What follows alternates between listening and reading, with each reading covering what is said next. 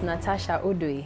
I've been in PMI for the past 12 years now. I was invited to church by my sister, my elder sister, and I came once, went back, and I came back again, and I decided to stay around this time.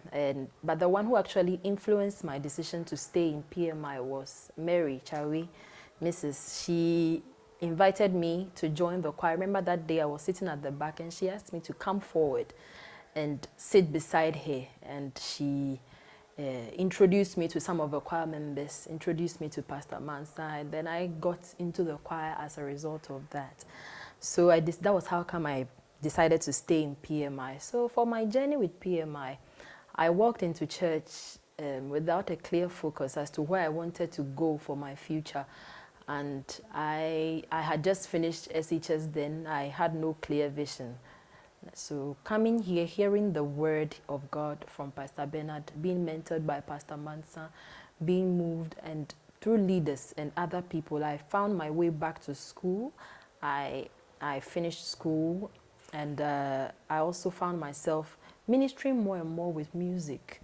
I sing a lot in church because I've been trained by Pastor Mansa. I didn't start it today. I didn't just know how to or what to do when I came in, but through the mentoring, I've gotten to where I've gotten by the grace of God. And for that, I'm grateful to PMI leadership. The church has truly impacted my life. What sets PMI apart is the discipline and the order that we are given. So we don't just live our lives anyhow, not just in church, but then even at work, even in other spheres of your life.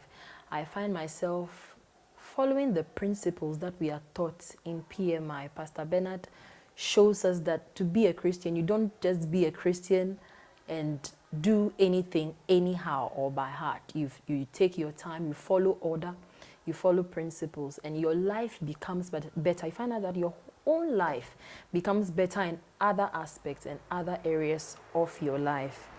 Some of the achievements that I've had since I joined PMI, the biggest one has been to go back to school, really. It has been to go back to school and to finish my first degree. That has been quite a big one for me. And also going through Voice Factory, getting all the support from church, that's also been quite a milestone in my music journey. I've gotten to know so many people, gotten to do a lot more things, and this church has given me so much exposure. Even at my workplace, people know me as a singer instead of as a worker. It's amazing, and it all came because of the exposure through PMI. So the church has seriously it has seriously granted me the opportunity to get a lot of achievements. For that, I'm grateful. PMI has shaped my life. I've become better.